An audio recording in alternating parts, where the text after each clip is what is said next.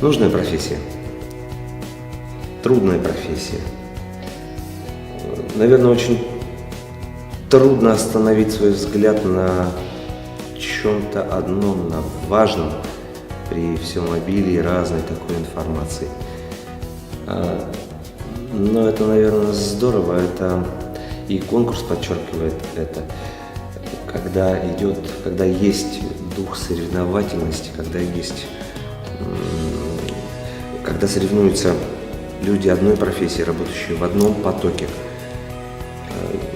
есть стимул быть лучше, есть стимул быть качественнее, есть стимул быть сильнее, быть профессиональней. И как раз результатом, наверное, и должно быть вот это признание людей, признание общественности, признание даже власти, потому что ну куда ж мы без нее, без нашей власти.